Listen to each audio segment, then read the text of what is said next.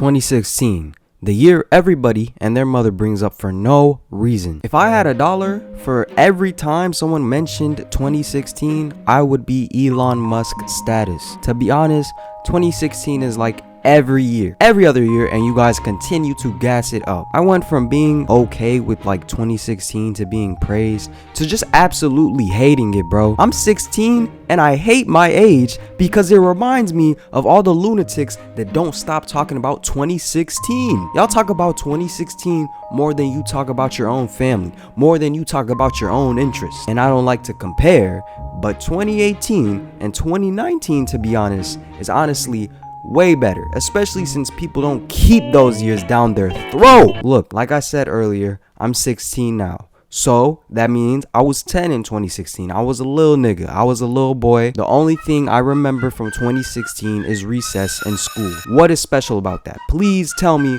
what is special about that, because the people praising this year are about maybe the same age as me. I'm guessing from what I'm seeing. I mean, I suppose y'all the same age, so I mean, you were doing the same thing as me. What exactly do you miss about 2016? I know you wasn't 9 and 10 listening to The Life of Pablo, listening to Blonde.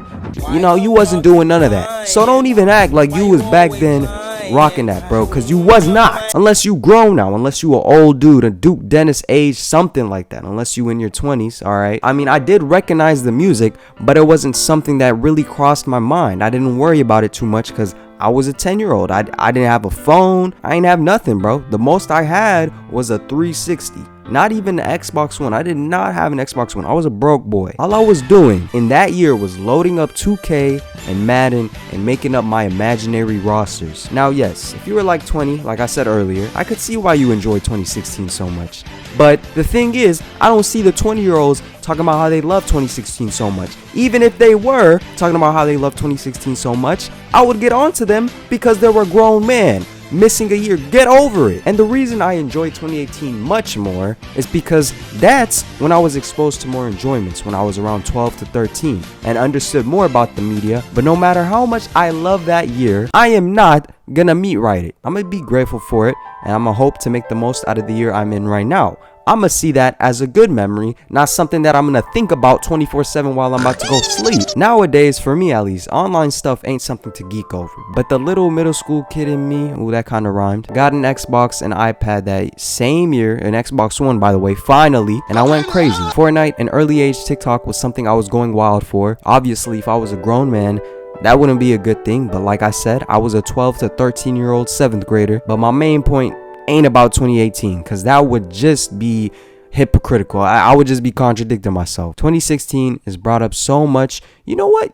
Just look at this. I forgot what TikTok video this was from. I was just opening the comments. I immediately had to favorite this comment because this is kind of the thing that kicked in for me, that just told me, all right, it's time to make this video. That girl, Lily 161, first of all, we can already tell she is under the age of 12. Her profile picture is telling me everything I need to know. She comments, he was the best in 2016. Now, mind you, I forgot what the video was about, but I'm telling you right now, I promise you, this dude did not exist in 2016. That's all I remember. So she comments he was the best in 2016. Okay, now, first of all, what do you even mean? You don't remember nothing from 2016. Because obviously, this dude has nothing to do with 2016. You guys are going to manage to keep 2016 in your mouth any way possible. You're going to bring it up into any conversation you can. Like, what does that person in the video got to do with 2016? If they were popping in 2016, I would get that. But in this case, they weren't. Y'all managed to include it into anything. The even bigger problem with 2016 is that it makes y'all take life for granted. The life you're currently living for granted. Like, let it go, bro. Y'all so obsessed with 2016. Y'all ain't even realized 2022 ain't even bad right now. Only year I could really hate is 2020, but I think that goes for everybody. Look at you keeping 2016 down your mouth. You don't even know life right now is good. You gotta stop wasting time trying to relive a moment because it's never going to work. Just stop it, buddy. Appreciate it as a good memory and cherish it. And move on and enjoy the presents you have right now. Because eventually, you're gonna take that for granted. So, 2016. Yes, it's normal, okay? Keep living your life. Keep that 2016 2016 number out of your head. Please, for the love of God, you're never getting that year back. All right, bro? So no matter how hard you swallow that year, it ain't coming back, buddy. This video was sponsored by the #1 2016 hater.